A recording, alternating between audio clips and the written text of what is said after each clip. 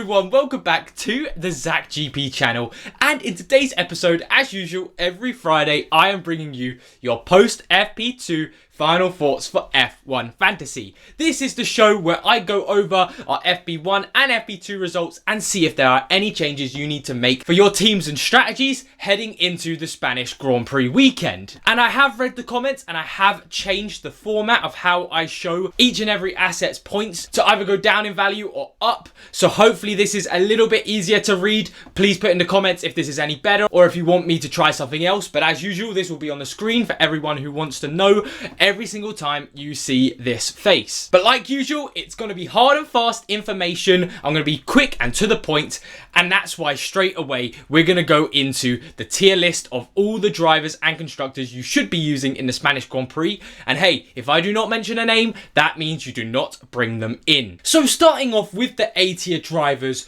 the first name that comes to mind is Oscar Piastri. Of course, he topped the timings at FP2, so he definitely looks like the clear-cut keep in your teams, which is quite useful considering most people, their teams, they have Oscar Piastri right now anyway. And then the other one would be Max Verstappen. I know George Russell was up there as well. However, with the Mercedes, they can be quite different to where they are in qualifying, and most of the time that race pace doesn't come through. So I do think it's between Oscar Piastri and Max Verstappen after FP2 results. Now, Lando Norris, do keep an eye on an FP3. However, with his price, I think he's one of those drivers that would probably final fix to if he ended up being on pole. But for right now, like I mentioned, Piastri and Verstappen are the two A tier drivers that you would want to bring into your team. Then moving on to the B tier drivers, the big names that you need to look forward to is, first of all, a must-have this weekend of Isaac Hadjar. He is dirt cheap. He's around 5.5 million, and he has the biggest chance to increase 0.6 million this week. And also, he's almost dead set for a 0.2 unless he crashes out. Touch wood.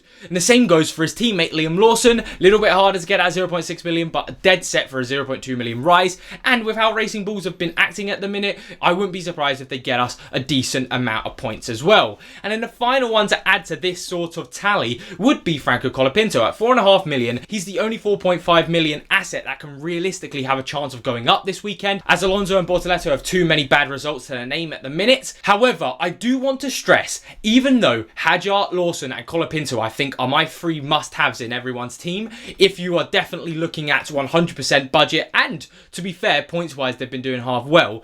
But the rest of these drivers that I'm about to say are the sort of drivers where I would not take a -10 to get to them, but if you just had them in your team already, I would not take them out. And over the likes of some other B tier drivers, such as Sonoda, Antonelli, Esteban Ocon, they are all still 10 times better to have in your team, and most likely you're going to have one of these drivers, so pick and choose depending on your budget which one you can put in.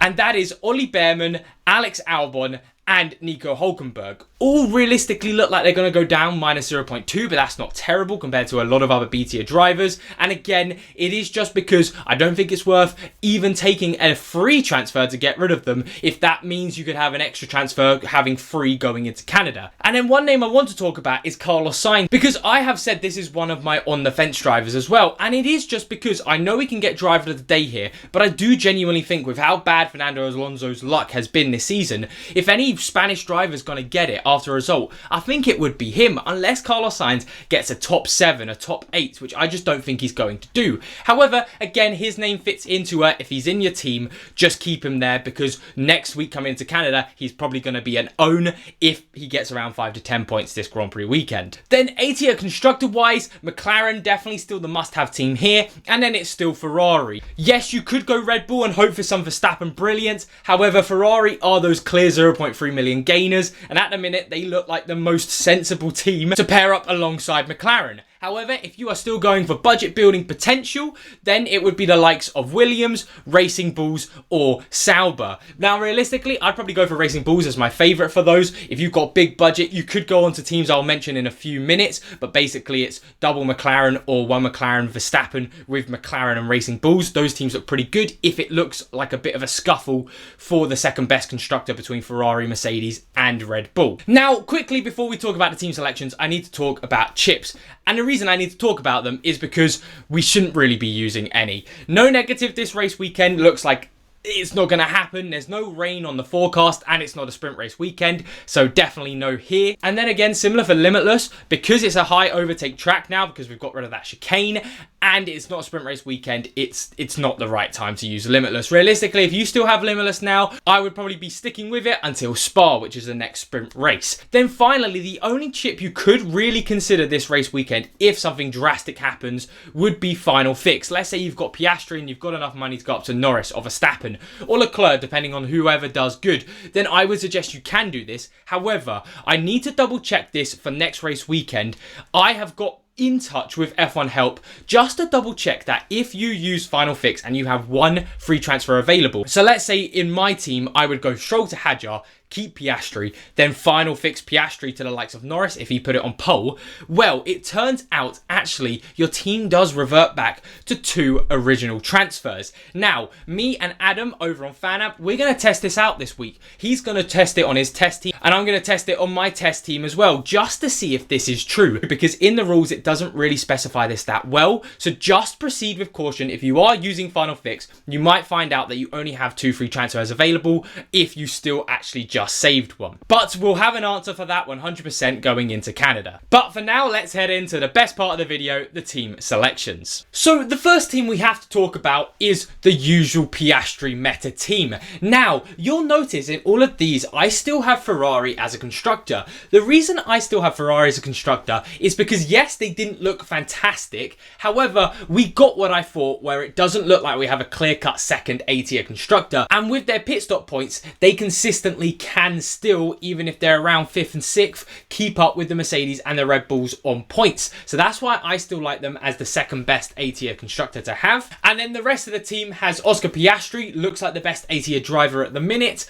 Isaac Hadjar, best for budget and looking good on points in that Racing Bulls. Same with Liam Lawson. Colapinto, best 4.5 million threshold. And again, Fernando Alonso looked really good in FP2 and he's at the price floor. He's one of my favourites and he could win driver of the day, which I quite like as well. And so this team will set you back 104.8 million, which is so good this weekend because we have so many cheap B-tier drivers as options. It means a lot of the teams I'm going to be talking about right now are accessible to kind of everyone. If you have 104.8 million or more, this is a team that I would classify as the dream team. Now, if you do want to use a bit more of that budget and you do believe in Carlos Sainz over Fernando Alonso, you could bring in a team for 109 million just with Sainz instead. And hey, if you don't agree with me on the Ferrari as the second best constructor, you can still go for Red Bull hoping Verstappen gets a win.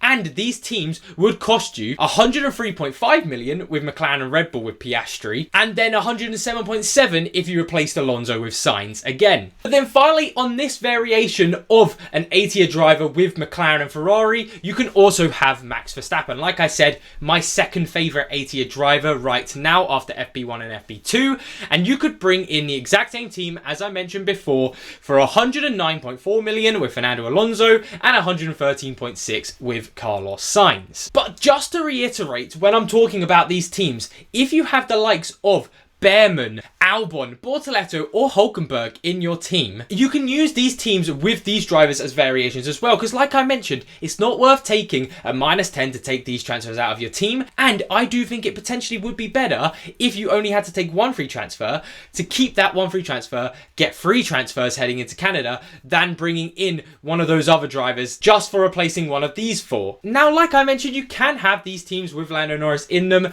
but keep an eye on FP3. From the looks of things right now, it doesn't look like he has it, which I'm quite surprised with, but we saw this in Monaco as well. If he does turn out to be a good choice, then you just Final Fix over to him for the race. Then onto one of my favourite team selections this week, again, because like I mentioned, with A-tier constructors being so confusing at the minute which one actually looks better, it brings these sorts of teams into consideration.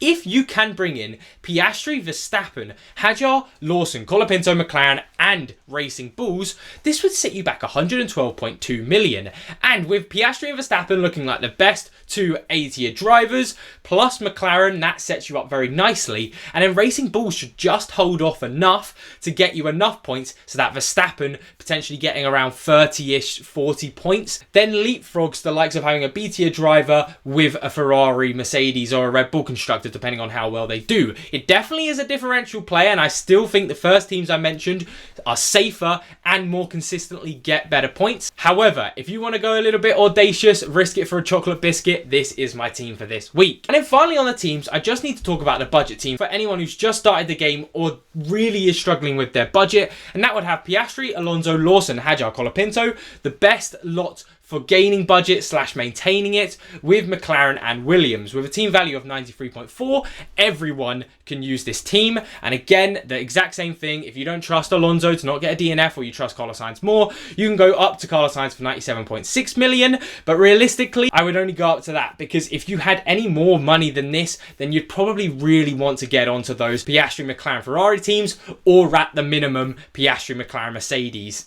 I just don't think Williams are enough there, especially with Racing Bulls as well, to cover that gap. But everyone, that is it for this post FP2 video. I really hope you got something out of this to help your teams and strategies. Make sure to like and subscribe to the channel. And if you want to get my latest, make sure to follow me on Twitter. Look out for the live stream I'll be doing on FanAmp an hour before qualifying. We'll go over all of the weekend so far with the FP3 results, and we show our locked teams to help you all there with the final questions you have for your teams. And then also on my channel, I will be live streaming a pre-race live show and a post-race to go over if you should final fix in the pre-race and look over how we did on the post.